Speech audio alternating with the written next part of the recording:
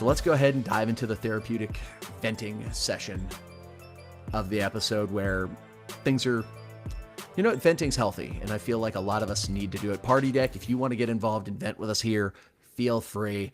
Helmet Stickers MVP, Keywan Brown. You get it for fucking burying that dude and just being the offense at this point. Yeah. Hell yeah. I agree. I don't have anything to add on that either, Keith. Yeah. So, it's frustrating. Vent time. I hate the fact that I find myself being incredibly jealous of the quarterback of every single other team we play against. Like those Cade Klubnik throws. And look, Klubnik has been infuriating for Clemson this year. Just see him throw those cover 2 beaters outside the hashes. You see him throw that like 8-yard out with some zip, even though he was falling back on it.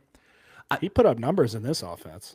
I saw myself, man, I was watching Iowa football on Saturday, and I saw myself lecherously looking at Iowa's quarterback. Just thinking, oh, God, I wish we had that. Oh, that'd be nice to have. I am tired of being jealous of other teams' quarterback. And it's not even just the throwing ability. Klubnik running the ball. Yes, he had phenomenal arm strength, but he ran with a willingness, or he had a willingness to tuck the ball and run. He had a willingness to take on contact, to fight for extra yards. And that's just, maybe Miller Moss does have that, but he doesn't have that. Does he? We saw it last week against Cal where he could have lowered a shoulder, and we saw how that went. I want to know what happened, because we saw it early in the year. What was it? The Pitt touchdown where he took the shot to the kidney going into the end zone. Like, he was battling for yards early in the year. And I don't know if Jeff just took it away, coached it out of him, or if like the hits started to pile up and he just doesn't have faith in himself anymore. But it's so frustrating having zero faith in the quarterback position. We can't run a drop-back pass, Keith. We can't run a drop-back pass at this point in the season, and it is just... Do you realize how shocked I was on the pass to Chris Bell to see a pass that actually traveled farther than 10 yards downfield? I know. Shocked. I agree. And it's you hinder your offense so much by not being able to run a drop back pass, because now everything's just quick hitters, short stuff. They can stack the box on you. They can eventually eliminate your run game, which we've done a good job being able to run the football this year. But it's just what this offense could be with a little bit better play at quarterback. I'm not asking for Tom Brady. I'm not asking for Pat Mahomes. I'm just asking for a little bit better. I'm just asking for a quarterback who has a willingness to drive the ball downfield more than two times a game, and actually has the arm strength to be able to punish holes in cover 2 on the outside of the field when you have your corners playing flats covered. And Jeff would call it. I truly believe Jeff would call it. He just doesn't have the confidence to call it in this guy at all, and it's never here, which leads to the direction where I'm sure we'll go is, like, why haven't we seen any kind of a change or anything or a push or, something from somebody behind Miller? Let's talk about the confidence for a second. So I talked about it very briefly and sort of leading into this segment. The clock management at the end of the first half, where you don't take a timeout after your defense gets a stop with like a minute and some change left, I believe, on the clock. And you let Clemson bleed the clock down, and then they run their third down play, and you get a stop, and then you take a timeout. You had 2 timeouts, and then you take a timeout with, I think it was 6 seconds on the clock. So you didn't have enough faith in your offense to put something together with 40 seconds on the clock, but with 6, I like my odds. Now, Clemson... honestly, I like that play call. Just roll Klubnik out and then have him just fucking launch one to the stratosphere until the clock hits zeros. Mm-hmm. Good play call by them to get out of punting the ball. Immensely frustrating. So it's obvious Jeff does not have faith in this offense to execute a 2-minute or hurry-up offense. That is obvious. Yep. We see it in his play calling, and he can lie to us in the pressers. He can coach speak all he wants. His actions speak louder than words. This is an offense he does not have confidence in, and I think maybe I'm completely misreading the situation.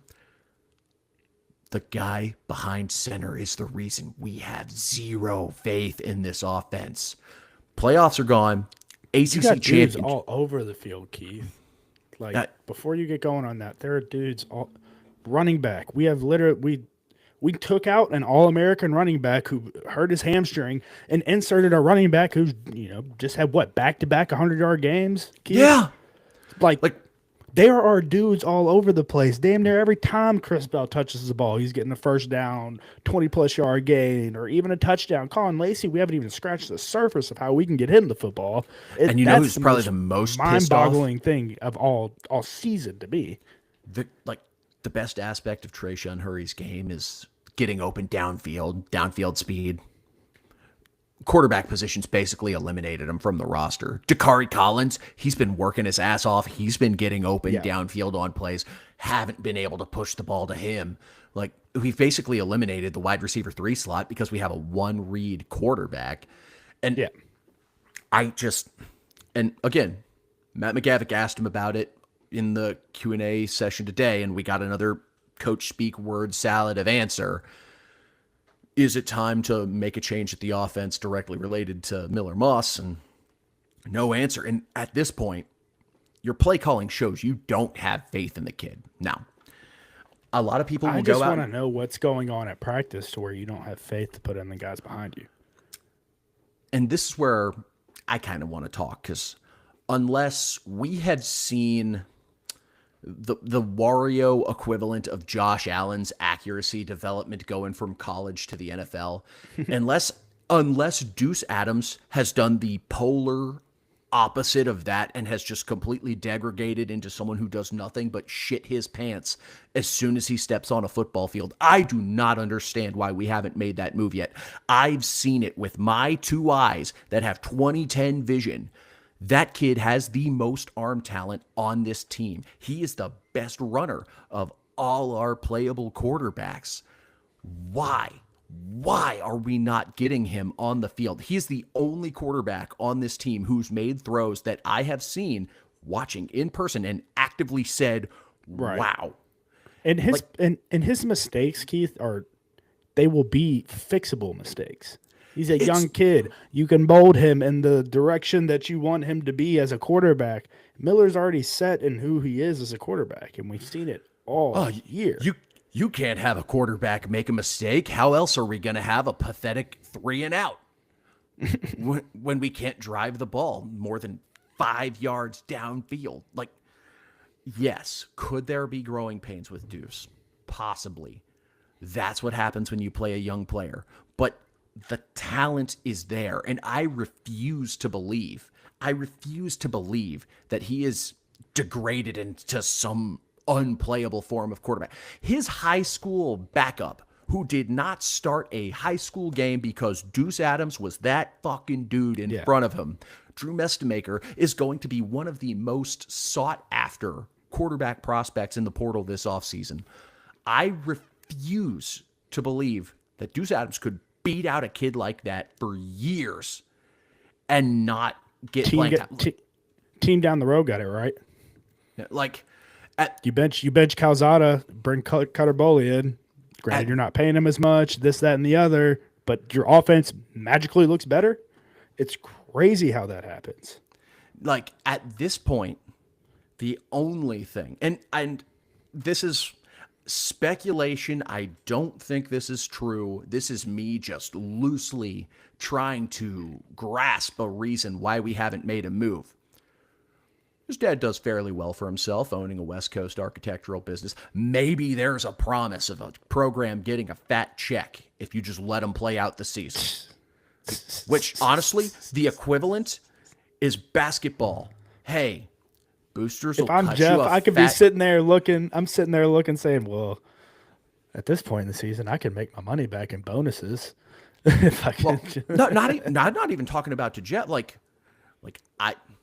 look, average employee, I think I did way too much digging on this. Average employees making six figures at that architectural firm.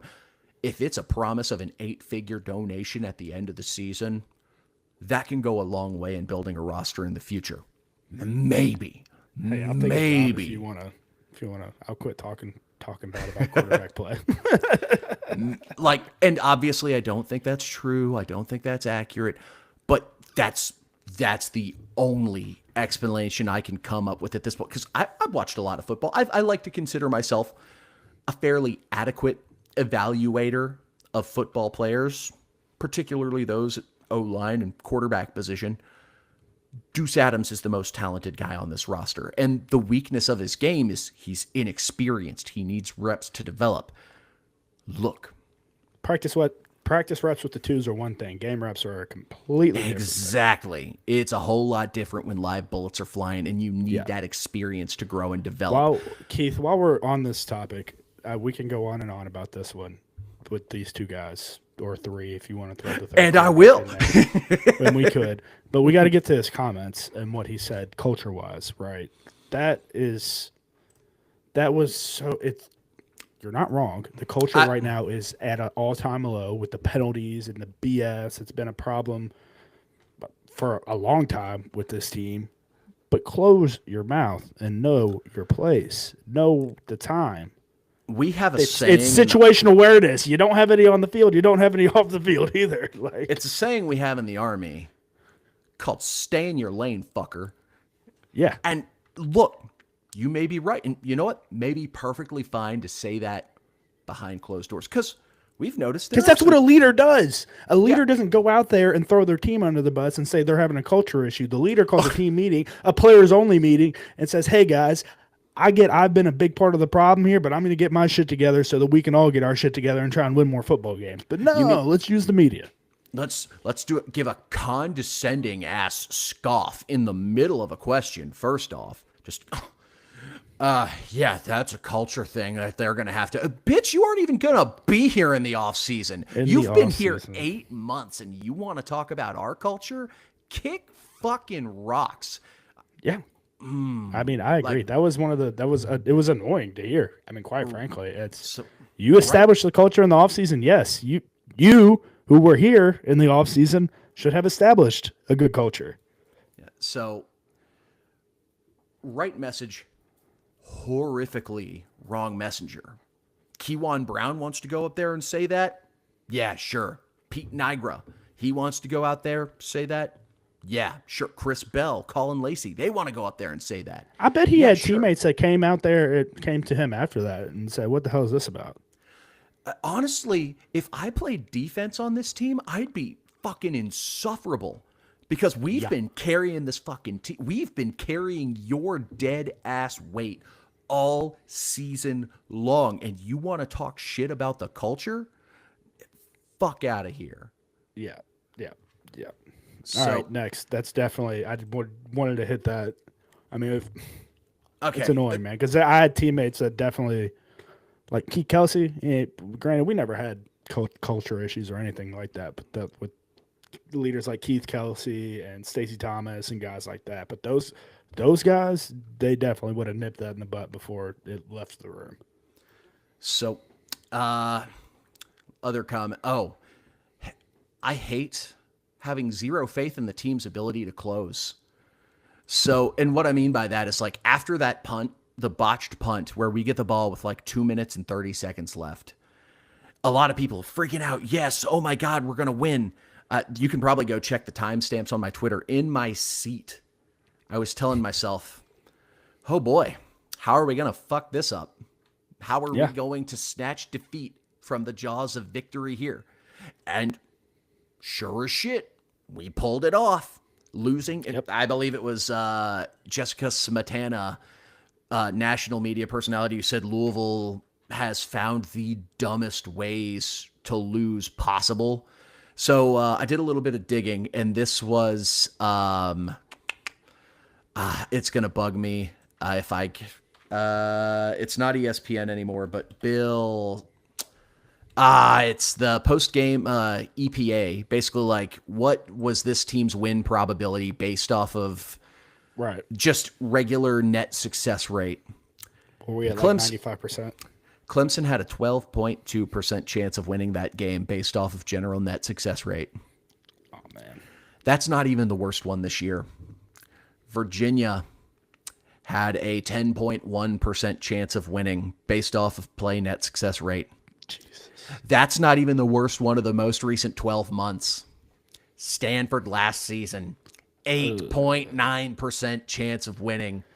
And look, again, this goes back to the culture thing. We don't have, we're not closers. And I don't know why people just lose their head completely late in games and make dumbass mistakes. But again, right. Miller can't be the guy saying it when this is how little faith we have. You get the ball back with 30 seconds to save your season. Also, dumbass penalty on the kick return pushed that drive even farther back, by the way. But you have 30 seconds to save your season, no timeouts. You've got to drive at least 60, 70 yards to get a game-winning field goal attempt. So what do? Check down to the middle of the field. No huddle. Check down to the middle of the field again, short of the sticks, by the way. Because you're short of the sticks, you have to spike the ball. So at this point, you've got, I think, like 8 or 9 seconds left. So surely now you have to really drive something up the outside of that. No, check down to the middle of the field, dropped. So now 4th down. And pardon me, it was like 12, 13 seconds left when we spiked. Now we've got like 8 or 9 seconds left. So now really got to drive up the side of the field. But most importantly, get the 1st down, spike it, stop the clock, and then dial up some pitchy woo-woo shit. No, let's throw an off-target lollipop ass pass. Pitchy woo-woo shit. That's yards. Lollipop ass pass, 15 yards to the middle of the field again.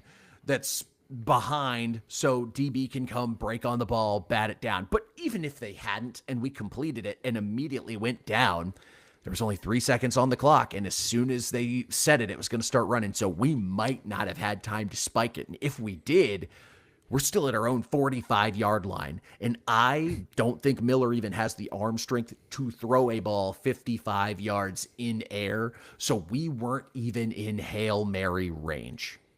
Yeah. And to go back, pull your hair out. My hair's too luxurious to do that. But, there was a term, and you might be a little young for this. There was a term back when I was in middle and high school in the early 2000s. 1700s. And piss off. I'm going to, hold on. I am going to look up the actual definition of it. Let Grandpa get his notebook out so he can check his quote book. Have you ever heard of the term Clemsoning? Clemsoning? No, I've never heard of a Clemsoning term. We just usually get beat by them. The act of failing miserably on a grand athletic stage or when the stakes are high. 2, record-setting failure, usually reserved for college football. It was coined and made popular by Clemson, by people mocking Clemson in the early 2000s for how they would blow games in which they were favorites or overwhelming favorites in. We are the new Clemsoning. We find ways to fuck up the simplest games where we should win. Louisvilleing is going to be the new term if this continues. It's us. Hi, we're the problem. We can't. And it all goes down to quarterback play. The defense, great. The skill players on offense, great. The line, drastically improved. There's one severe black hole of liability on this team that, in my personal opinion, causes frustrations to bubble up at other positions, maybe leading to some of those 15-yard penalties. Yeah. Maybe.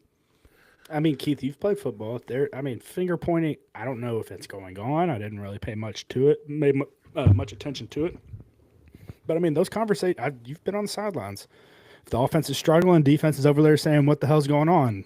Defense is struggling, offense is saying the same exact thing. So you can only imagine. Yeah, before we dive off, I do want to show the party deck some love. So, again, go Cards. Agree with them entirely. never should have benched the kicker. Naughty. And this was when we were talking about the inefficiencies on the offense.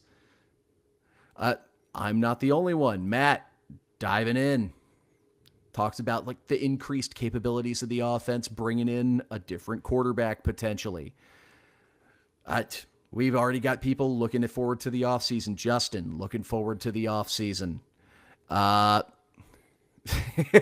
This is supposed to be the year you don't have to go to the portal though to get a quarterback. But if he's not willing to put him in a damn game right now, what are we?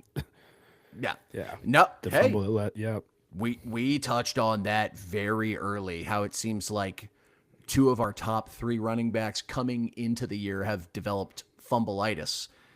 But man, Kewan Brown has the vibes too high at the running back position. And now I'm going to knock on my wood desk as to avoid cursing him with the case of fumbleitis. So there were more people in here. I know I saw Ultimate Goatee in there for a little bit earlier. I saw Easy Mac in there earlier. The chat's been popping off tonight. Like, I hate losses, but I hate losses because I don't like being angry on camera, but man, it is good for the engagement numbers. It's good content, as Dave Portnoy would say. It's good content. So it's the one last like sort of irk I have, and then we'll dismount, put this behind us, and we'll get ready for SMU because we got 2 boys going to Dallas. I hate, and we talked about it earlier in the show, I hate that we had such a quick hook with Cooper Ranvier, who's been your most consistent point scorer all year, yet we continue to have the leash that just seems to get longer and longer and longer for one player in particular, who's doing more damage to your offense than anyone else on this team. Yeah. And look, in year 1, you could sit there and say Jack was keeping that team together when it came to his brains and knowing the playbook and getting everyone lined up. I mean, I've heard from numerous people that he was definitely the glue piece in that form of the offense, right? And we had no one better really to put in behind him whenever you look at the backups. But at this point, everyone is sitting there saying Deuce Adams he's right there. He's right there for you to use. Yeah, and I don't know what more we can say at this point. Like, it's deflating. Like, and he talks about the most important thing is getting ready to beat SMU. I believe that was a paraphrase of a quote that he had stated today. Of course, that's the most important thing. I think a change at QP is probably what's going to give you the best chance of beating SMU. But there's only one guy who can make that decision, and unfortunately, it's not me. So, unfortunately, you'd really have no hair if you had that job.